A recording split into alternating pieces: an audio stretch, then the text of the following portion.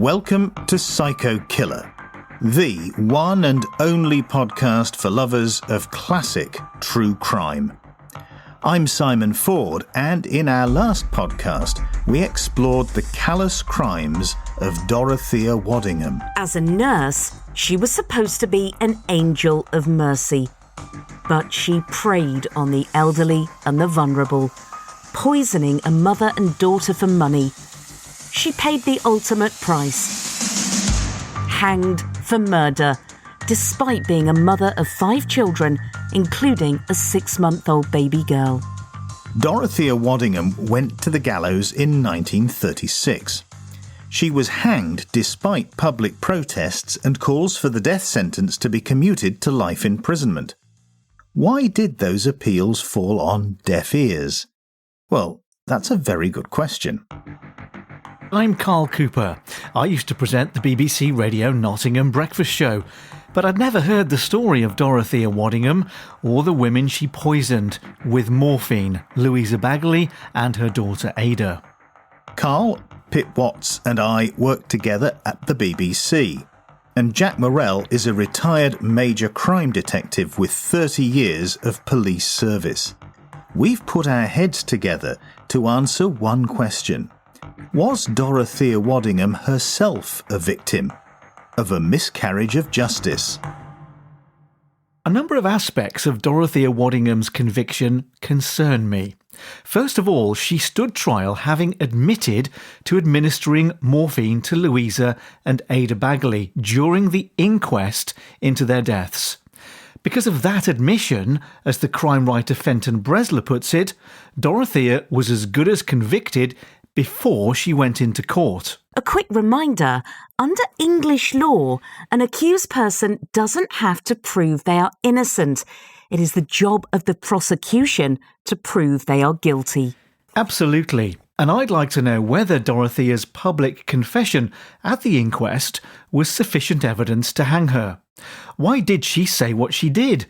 Was she lying to protect someone? Was she being blackmailed by Dr. Manfield, perhaps?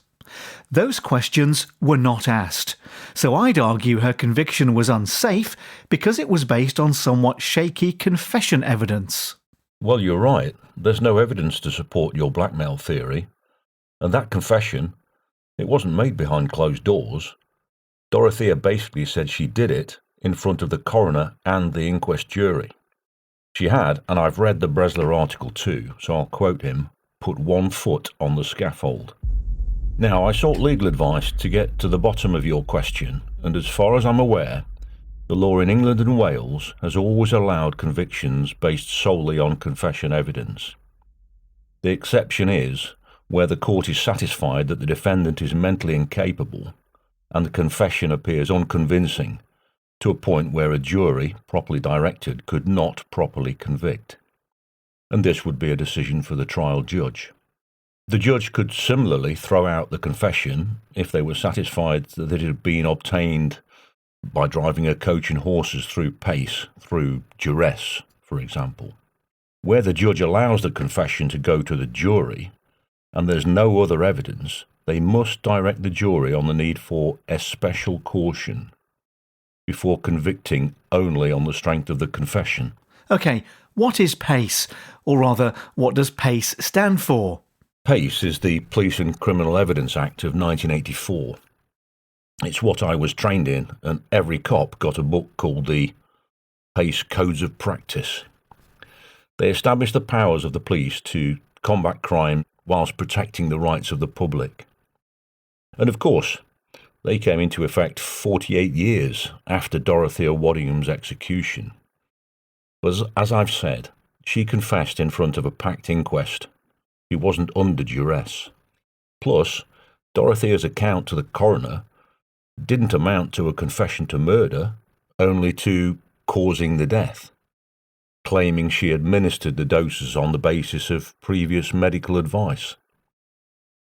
There was, of course, some corroboration to her confession, something which most prosecutions will seek before proceeding.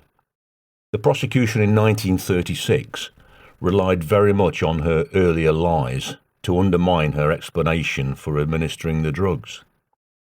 It was strengthened by the circumstantial evidence, such as the fact of 2 deaths from morphia overdose, the dodgy will, the apparent health of Ada that afternoon, and Dr. Jacobs' account that she had not previously complained of being in pain.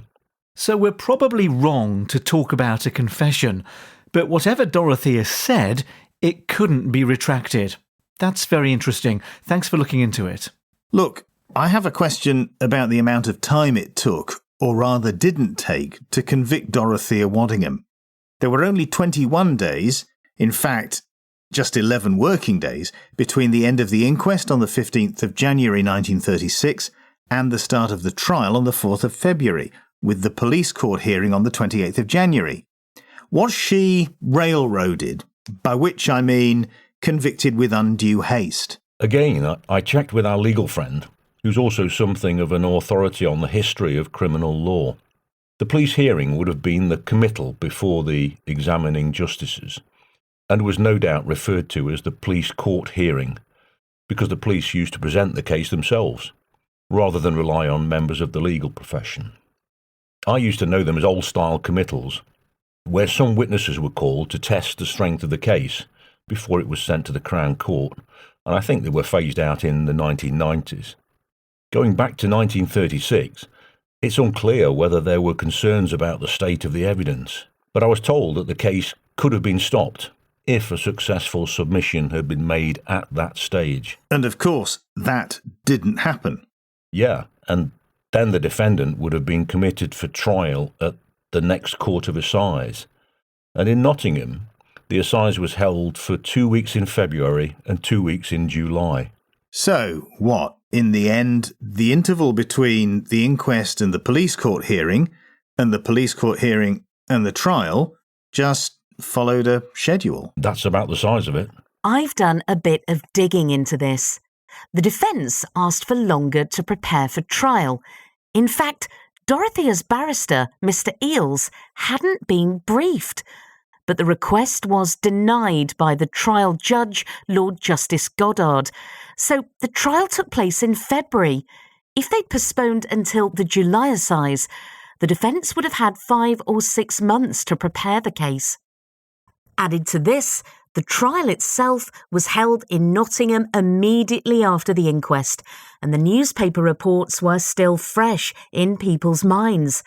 It would have been extremely difficult, if not impossible, to select an unbiased jury. Nowadays, the trial would have been held in another town after a reasonable period had elapsed, allowing the publicity to fade into the background. It seems like the scales of justice were weighted against Dorothea. I agree with you that if the matter was being dealt with today, the defence would be given a far greater opportunity to prepare for the trial. Most murder cases now take between 9 and 12 months to get to trial, and it may be that the case would have been tried somewhere other than Nottingham, but on paper it would remain open to a jury today to reach the same verdict. So the conviction seems sound, but what about the sentence? The jury recommended mercy, perhaps because of Dorothea's 5 children. She was breastfeeding her baby daughter, for goodness sake. But the trial judge, Mr. Justice Goddard, passed the death sentence anyway, and the Home Secretary, Sir John Simon, refused to commute it to life imprisonment. On the day of the execution, 12,000 people protested outside Winson Green Prison, chanting, "Stop this mother murder!" And still, they hanged her. I agree, it was barbaric.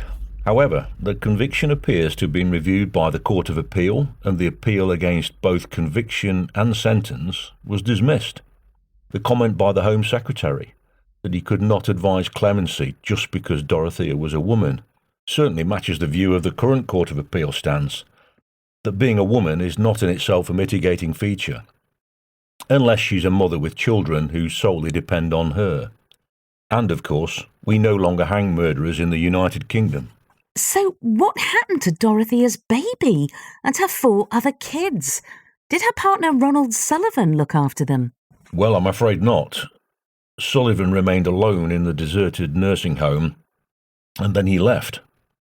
According to the crime historian Fenton Bresler, the children were split up. Nowadays, prisoner Waddingham would still have parental responsibility, but with that she would have the rights to make decisions on her children's care. She could also have children who were under 18 months stay with her in what's called a mother and baby unit. The decisions in 1936 would have been very different. The children might have been adopted. They might have gone into orphanages. We just don't know. Maybe we should do more digging. If the baby survived, she would be, 86 years old?